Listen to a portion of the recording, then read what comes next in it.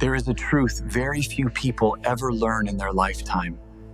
A truth so simple, yet so powerful. That once it enters your heart, your relationship with the divine will never be the same again. And the truth is this: if you want to hear God, you must learn the language of silence. Because God does not shout. God does not interrupt.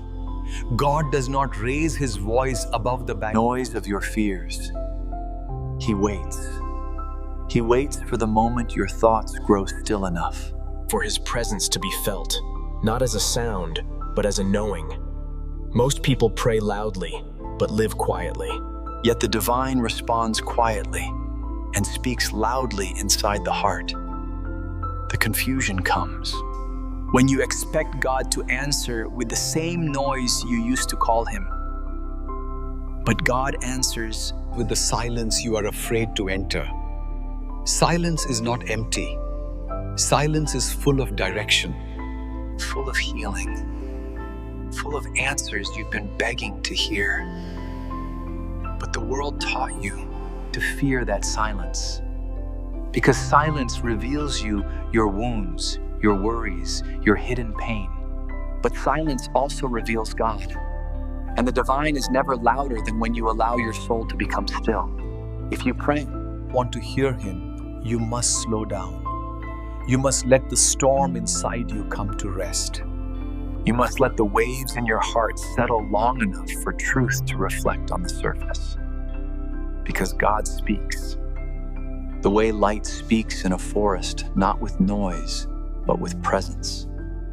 The greatest barrier between you and the divine is not distance, it is noise.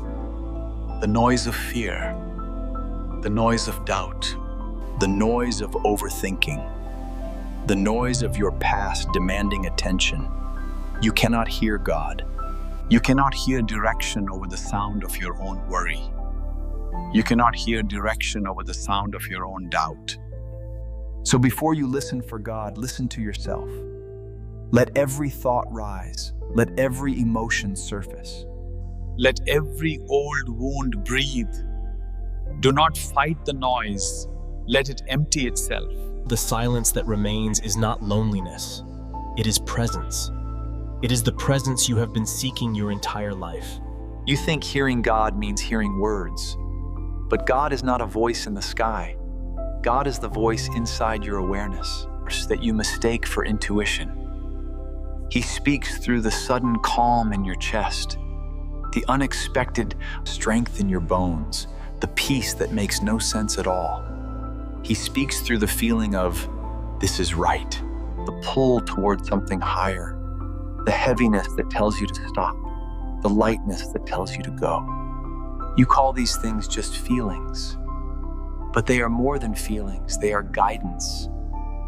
The divine.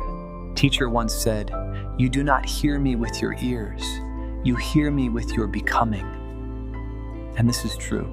God speaks through transformation, through the way your spirit shifts when you finally sit still enough to feel him. Control creates noise. Surrender creates silence. As long as you try to command your life, you drown out the very guidance you are praying for. You say, God, show me the way. But you already decided what the way must look like. You say, God, speak to me. But you only listen for the answers you want. This is not listening.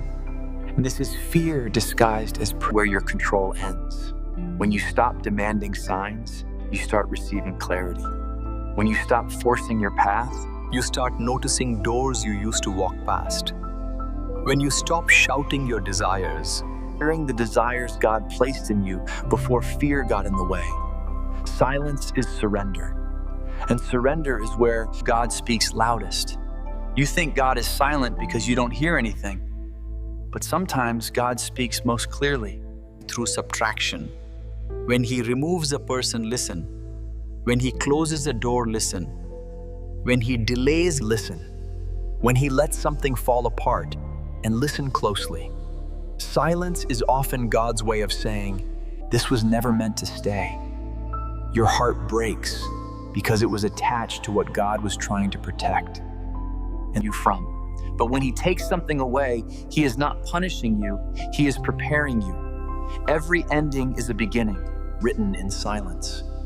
Every loss is direction disguised. Every delay is protection unfolding. Sometimes God does not answer because you're not ready to receive what you are asking for. He is not silent. He is strengthening you, teaching you, deepening you. He is building the patience you will need for the blessing, the wisdom you will need for the responsibility, the humility you will need for the next chapter. When God seems quiet, it is because He is shaping you into someone who can carry what you once prayed for.